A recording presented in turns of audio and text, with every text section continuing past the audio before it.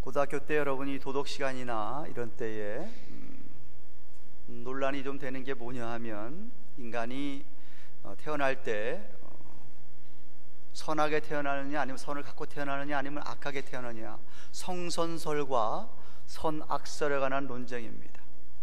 우리 기독교와 다른 세상의 모든 종교의 큰 차이 중 또 하나가, 세상의 다른 종교들이나 도덕 철학은 그래서 사람에게 선한 것이 조금 있기 때문에 성선설을 주장합니다. 그러나 우리 기독교에서는 성경은 가르치는 것이 성악설, 다시 말하면 사람은 태어날 때부터 죄인으로 태어난다는 겁니다. 이것이 가장 큰 차이예요.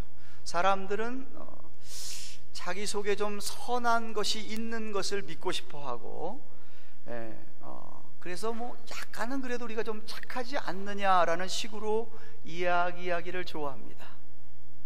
그러나 조금 생각이 있는 사람들, 좀 이렇게 자신의 삶에 대해 좀 깊게 좀 생각해 본 사람들, 인간 본연의 모습을 심각하게 사고해 본 사람들은 인간의 마음속 깊은 곳에 문제가 있음을 깨닫게 됩니다. 뭐가 좀 잘못됐구나. 때때로 그래서 이런 생각, 이런 느낌을 좀 없애보려고 사람들은 다른 사람을 비난하거나 주어진 환경을 탓하기도 합니다. 근데 그렇게 한다고 해서 그 생각, 그 느낌이 결코 없어지는 것은 아닙니다. 바로 그것이 뭐냐 하면 죄책감이라고 하는 겁니다. guilt feeling이라고 하는 거예요. 사람들이 무슨 잘못을 하고 나서 뭐 잘못된 생각을 하든지 잘못된 말을 하고 나든지 아니면 잘못된 행동을 하고 나든지 하면 반드시 그 사람에게 찾아오는 게 뭐냐 하면 이 guilt feeling, 죄책감입니다. 그래서 이것이 좀 심하게 되면 사람들은 이것을 좀 없애버리려고 어떤 사람은 술로 갑니다. 그래서 술을 잔뜩 취하면 잊어버리겠지. 또 어떤 사람은 심지어 마약까지 하거나, 아니면은 이것이 깊게 되면은 정신병이 생기게 되고 정신 이상이 생기게 되고, 또 어떤 사람은 자살까지 시도하려고 합니다. 그런데 이 죄책감은 사람들이 모두 다 갖는 이유가 뭐냐 하면 누구나 다 그 안에 죄가 있기 때문에 그렇습니다. 죄책감이라고 하는 것은 하나의 나타나는 증상, 심пт음일 뿐이에요. 사람이 병이 들면 무슨 이렇게 증상이 나타나죠. 열이 갑자기 막 오른다든가, 열이 오르면은 이유가 있잖아요. 어디에 인펙션이 생겼든가 있잖아요. 그런 것처럼 사람이 이렇게 자기가 느끼는 이런 죄책감 등은 그 안에 죄가 있기 때문이라는 말씀입니다. 성경이 복음을 이야기하는데, 가스펠을 이야기하는데, 이완겔리온을 얘기하는데, 이 복음이 쉽게 얘기하면 좋은 소식, 굿뉴스라는 이야기입니다. 왜 좋은 소식이냐면, 이렇게 사람은 죄를 가지고 태어나는데 이 죄를 해결해 주는, 죄로부터 죄 문제를 해결해서 인간에게 구원을 주는 소식이기 때문에 이게 복음이고 좋은 소식입니다. 근데 사람들이 내가 죄인임을 깨닫지 못하는 사람에게는 복음이 아무런 소용이 없지요. 일단 내가 죄인인 것을 깨달아야 좋은 소식이 되는 것이지, 내가 죄인이라고 깨닫지 못하면은 좋은 소식일 수가 없는 것이죠. 성령의 인도함으로, 감동으로 바울이 로마서를 로마서 교회 성도들에게 기록하면서 1장 2장에서부터 계속 인간의 이 기본적인 죄 문제를 다루고 있습니다. 이방인을 대표하는 헬라인이든지 아니면은 하나님의 선택받았다고 믿고 사는 유대인들이든지 모두가 다 죄를 지었기 때문에 거룩한 하나님으로부터 심판을 받게 된다고, 심판이 있어질 것이라고 1장 2장에서 말씀을 했습니다. 듣기 싫어하는 사람이 있을지 몰라도 모든 사람은 죄인입니다. 그래서 모두가 죄인이라고 하는 이 진리를 거부하는 사람들을 향하여서 1장에서 하나님의 창조 사역 때부터 있었던 일들을 설명했는가 하면, 여태까지 인간의 이성이나 논리, 양심을 근거로 해서도 사람은 정말 그렇게 죄인이라고 하는 강한 증거를, 강한 진단과 논고를 하고 있는 사도 바울입니다. 마치 올바른 의사처럼 말입니다. 생각해 보세요. 여러분이 어떤 사람이 중병에 걸렸어요. 죽을 병인데도 불구하고 의사가 진단을 하면서 당신 괜찮다고, 일주일 동안 이 약을 먹어보면 괜찮아질 거라고만 얘기한다고 한다면 그 사람이 어떻게 되겠습니까? 그러니까 모든 인간이 다 죄인인 것을 갖다가 진단을 하고 그것을 논구하고 증명을 하는 사도 바울입니다. 지난 주일에는 1절부터 31절부터 8절까지의 말씀을 보면서 유대인들이 그러면 우리 유대인들 율법을 가진 우리 유대인들에게 어떤 유익이 하나도 없냐 라고 그들이 이야기할 때 바울이 그에 대해서 반론을 했으면 유익이 있다. 이렇게 예를 들어볼까요? 다시 한번. 빌리어네어리, 요새는 밀리어네어도 부자가 아니라고 하는데 빌리어네어리 여러분에게 찾아와서 여러분에게 내가 이 많은 돈을 내가 죽으면서 다 줄 테니까, 아들이 있어도 아들한테 주는 게 나 당신한테 다 줄 테니까, 당신의 은행 어카운트에 넣어 줄 테니까 그걸 가지고 정말 필요한 사람들에게 나눠주라고, 너는 물론이거니와 그랬다 칩시다. 그 얼마나 놀라운 그 사람에게 유익이고 특권입니까? 그런데 이 사람이 1년이 지나도 2년이 지나도 10년이 지나도 그냥 넣어놓기만 하지 아무것도 안 하는 거예요. 자기도 안 쓰는 거예요. 그럼 그게 무슨 소용이 있냐는 이야기예요. 하나님께서 유대인들이라고 하는 특별한 민족을 택하셔서 그들에게 정말로 하나님의 뜻을 나타내 보여주시면서 율법을 주시고 언약의 자손이라고 해주셨음에도 불구하고 그들이 마땅히 감당해야 될 책임을 나눠주지 않는 거예요. 자기들도 믿지 않아서 쓸지 않을 뿐만 아니라. 그래서 너희들이 하나님을 너무도 모른다라고 지난 주일에 1절부터 8절까지 바울이 설명한 겁니다. 그리고선 오늘 9절 이하에 구약 성경 말씀들을 길게 아주 많이 인용합니다. 바울이 구약 성경들을 많이 인용하면서 다시금 인간 모두가 다 죄인인 것을 증명을 하고 있습니다. 인간은 전적으로 타락을 했다. 정말 완전히 부패했기 때문에 하나님의 뜻인 선을 행할 가능성이 요만큼도 없다라고 말하고 있습니다. 마치 법정에서 검사가 인간을 피고인을 놓고 재판장 앞에서 이렇기 때문에 이 사람은 정말 죄인입니다라고 논고를 펴듯이 검사의 입장에서 그렇게 오늘 9절부터 20절까지 설명을 하고 있는데, 첫째는 9절에 아주 결론적으로 인간 모두가 다 죄 아래 있다고 선포합니다. 9절을 보십시오. 그러면 어떠하뇨? 우리라고 낫냐? 우리는 나으뇨? 결코 아니라. 또 결코 아니란 말을 1절에서 8절까지 두 번이나 사용했는데 여기 또 사용합니다. 유대인이나 헬라인이나 다 죄 아래 있다고 우리가 이미 선언하였느니라고 합니다. 여기 죄 아래 있다고 할 때 죄를 단수를 사용했어요. 로마서를 비롯해서 성경의 죄라고 하는 말을 복수로 사용할 때는 인간이 구체로 짓는 죄의 활동, 죄의 생각이나 죄의 말이나 죄의 행동 등을 가리키는 말인데, 죄라고 단수를 사용할 때는 죄의 본체를 가리키는 겁니다. 죄의 권세, 그 세력을 얘기하는 거예요. 인간은 죄의 세력 아래 있다.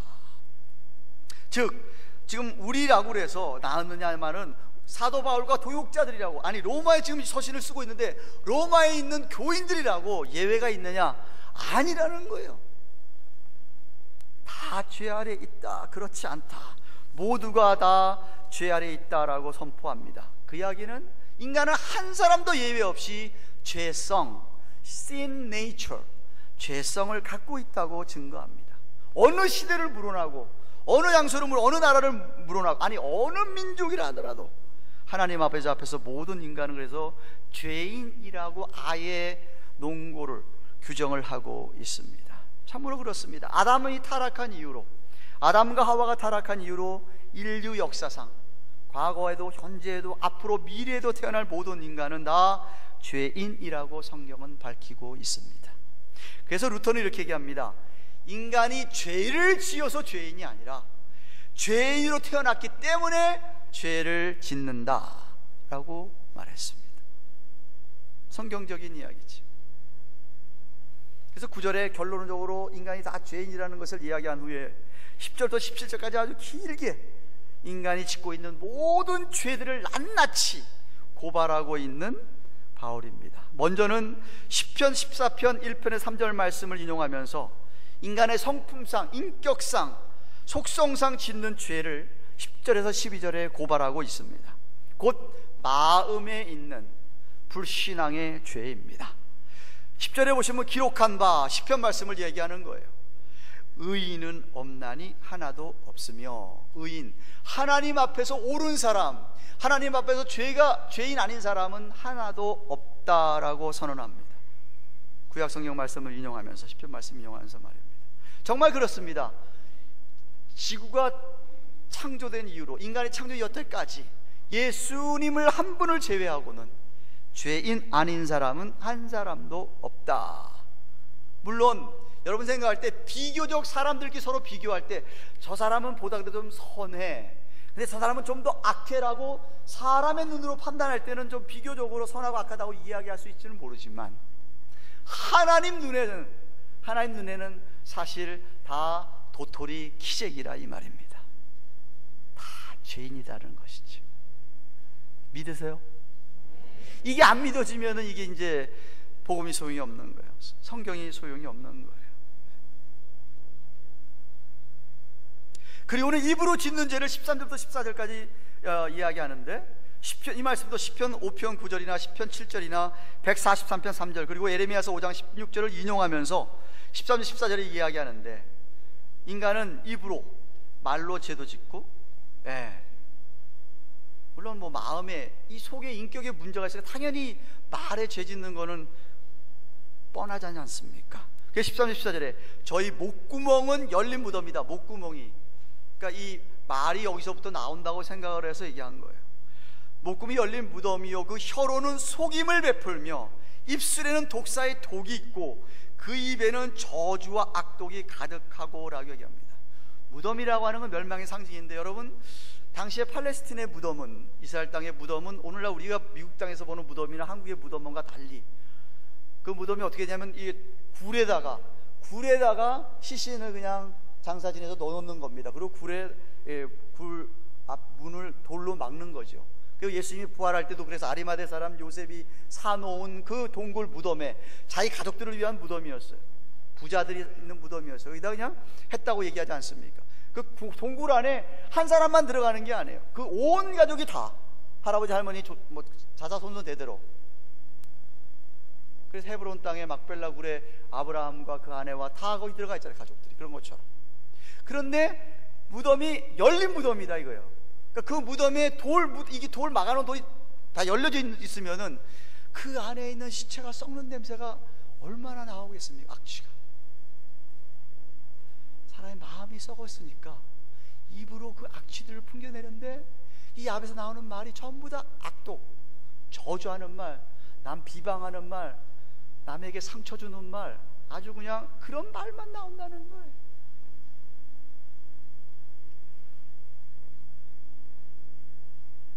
그게 13절 14절 말씀.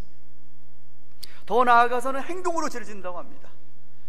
이건 잠언서 1장 16절, 이사야서 59장 7절 8절 말씀을 인용하면서 15절부터 10절까지 아주 길게 바울이 인간에 짓는 행위의 죄를 지적합니다. 아주 프로그레시브하죠. 점진적이죠.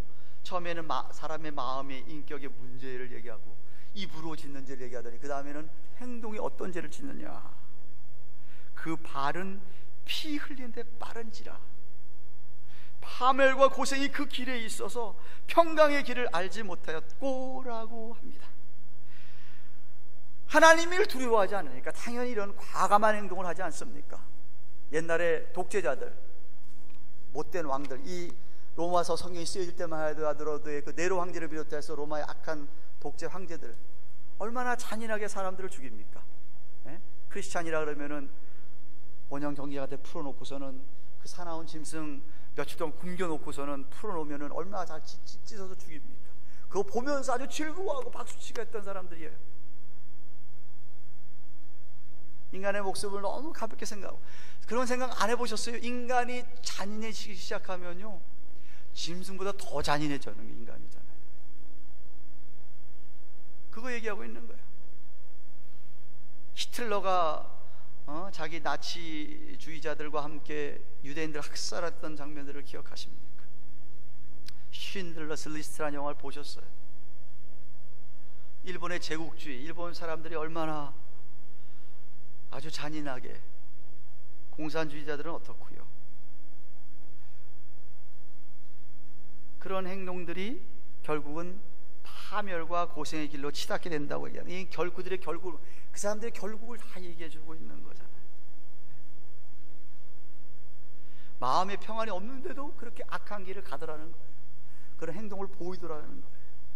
물론 그 동기는 18절에 있는 대로 저희 눈앞에 하나님을 두려워함이 없느니라. 하나님을 두려워하지 않으니까 그런 악한 행동을 하더라는 말이죠. 모든 지식의 근원인 하나님을 경외하는 건 없으니 당연하죠. 그래서 루터가 이렇게 얘기했어요. 하나님을 두려워 없는 사람은 교만하고 추하다.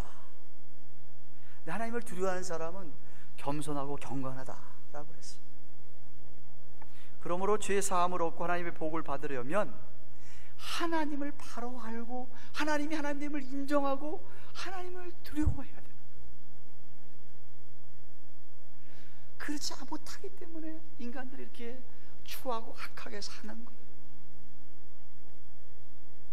바울은 셋째로 19절 20절에 결국 하나님의 법이 모든 인간은 죄인이라고 땅땅땅 판결을 합니다. 하나님의 심판 아래 모든 죄인이 다 놓여있게 됐다. 율법을 주신 이유가 그렇다 이거지. 왜? 율법을 온전히 지킬 사람이 한 사람도 없더라는 거예요. 율법을 주신 이유는 율법을 지켜서 구원받으라고 있는 게 아니라 율법을 주셔서 인간은 도저히 이걸 못 지키는구나, 그래서 하나님을 믿어야 되고 하나님의 은혜를 의지해야 되는구나를 가르쳐주기 위해서라는 거예요. 오직 하나님의 은혜로만, 복음만이 그 해결책이라는 걸 강조하고 있는 거예요. 날씨도 추운데 설교 안 길게 할게요. 반가운 소식이지. 사랑하는 여러분, 사도 바울은 모든 인간이 죄인이라고 하는 팩트, 이건 뭐 지어낸 얘기야, non-fiction이야, 뭐 픽션도 아니고 팩트를 얘기하고 있어요. 트루스를 얘기하고 있어요. 예 없이 모두가 다 죄인이다. 의인은 하나도 없다. 왜 그걸 구체적으로 얘기해 주면 마음과 생각으로 죄를 짓더라 이거지. 그 다음에 입으로 죄를 짓더라 이거지. 그 다음에는 행동으로 죄를 짓더라. 모든 인생을 살펴보니까 또 우리의 삶을 비춰보아도 너무나도 확실한 하나님의 말씀이 아니겠습니까? 근데 여러분이 바울이 검사로서 이렇게 그 모든 죄를 다 재판관이 하나님께 다 구하고 인간들에게 이야기하는 이유는 뭔지 아세요? 그래서 사형을 주십시오라고 아니에요. 그게 아니라 그렇기 때문에 그들에게는 한 가지 길밖에 없다는 거예요. 살 길이. 그것은 곧 하나님의 은혜 복음 십자가밖에 없다라는 거예요. 그래서 얘기하고 있는 거예요. 믿음이 필요하다고 그래서 얘기하는 거예요. 그래서 23절 24절에 다음 주에도 살펴보겠지만 모든 사람이 죄를 범하여서 하나님의 영광에 이르지 못하더니 그리스도 예수 안에 있는 구속으로 말미암아 하나님의 은혜로 값없이 의롭다 하심을 얻는 자가 되었느니라.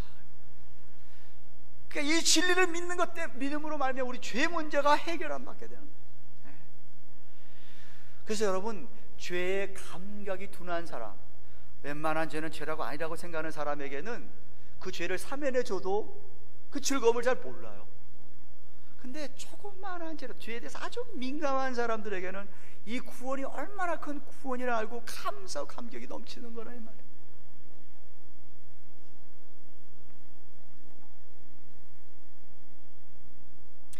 그래서 저와 여러분이 죄인이라고 가르치는 진리의 말씀을 정말 그대로 믿고 믿음으로 회개할 때에 하나님의 은혜로 채워지게 되는데, 우리 예수님께서 이 땅에 오신 이유를 의인을 위해서 부러운 것이 아니라 죄인을 위해서 왔다고 얘기하는 거예요.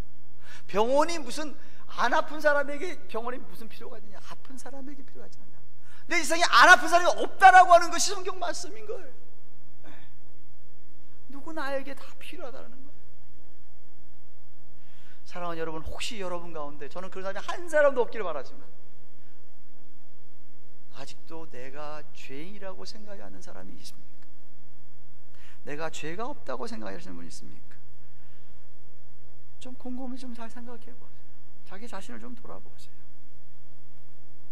그래서 여러분, 은혜가 깊은 사람은 자기가 정말 철저하게 죄인을 깨닫고 자기 죄에 대해서 절망하는 사람, 그 사람이 하나님의 은혜를 생각하면은 그 은혜가 수십 백배가 되는 거예요.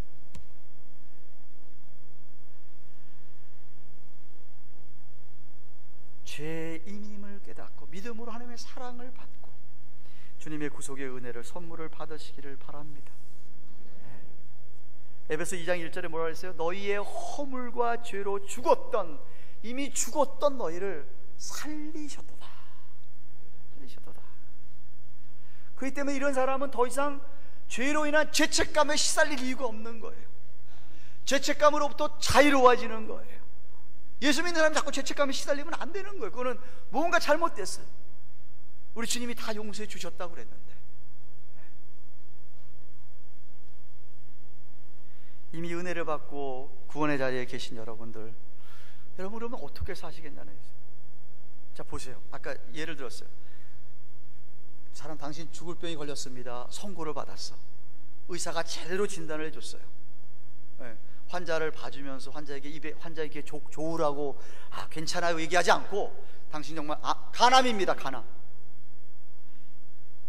한 달 안에 죽습니다. 이건 사기가 아니라 이제는 뼈까지 다 퍼졌습니다라고 딱 그랬다 이것이. 당신 죽는다라고 선고를 내렸어요. 그리고 끝이면은 안타까운 그게 아니라, 그런데 당신이 살아날 길이 있습니다. 젊고 싱싱한 새 간을 갖다가 이식하십시다. 여기 있습니다. 정말 젊고 싱싱한 새 간을 집어넣었어요. 그 살았어요. 그러면 그렇게 해서 산 사람이 새 간을 준 사람에 대해서 어떻게 생각하겠어요? 죽었다가 살아났는데, 그 사람 때문에. 그 사람은 나 대신 죽고,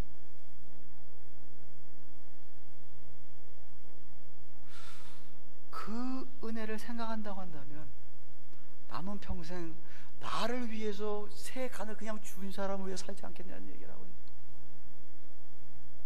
그게 십자가의 은혜라는 거예요. 여러분이 그 자리에서 십자가에 매달려서 못을 박아 죽었어야 할 그 자리에 우리 주님이 대신했다라는 거 아니겠어?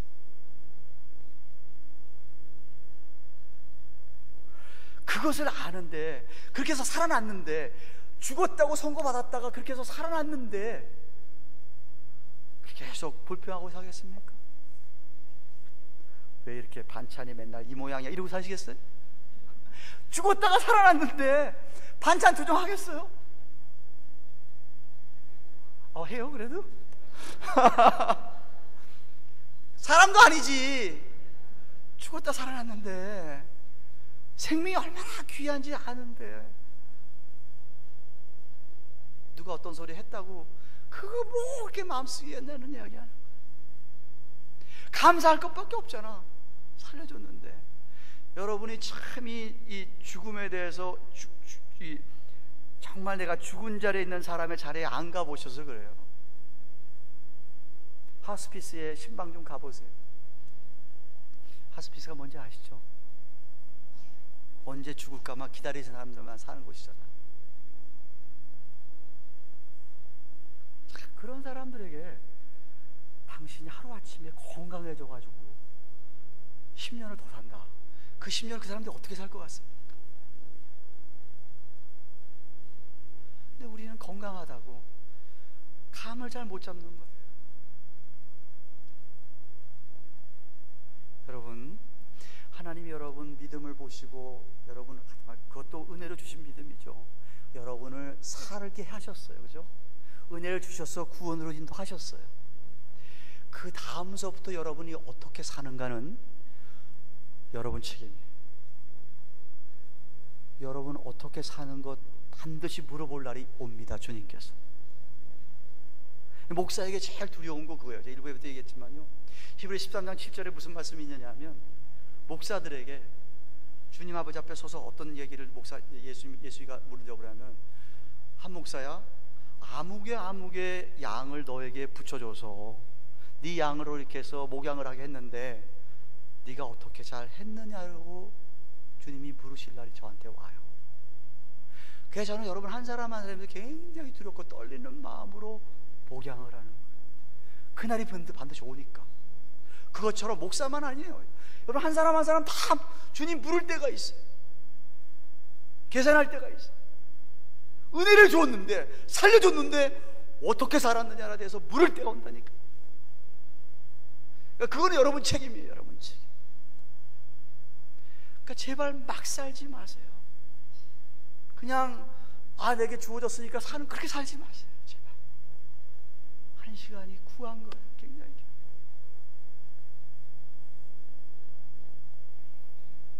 근데 우리 하나님은 또 얼마나 고마운지, 당연히 죽었다가 살려줬기 때문에 그냥 은혜에 감격해서 충성하고 사는데도 불구하고 또 그렇게 산다 해서 우리에게 상을 주시는 분이 또 우리 하나님이세요.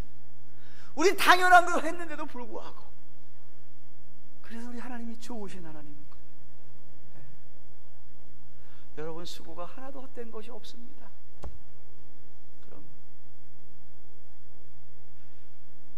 그런 우리 하나님이시고 우리가 그런 존재였다는 걸 기억하시고, 정말 여러분이 이 구원의 은혜를 오늘도 기억하고 사시기를 주님의 이름으로 축원합니다.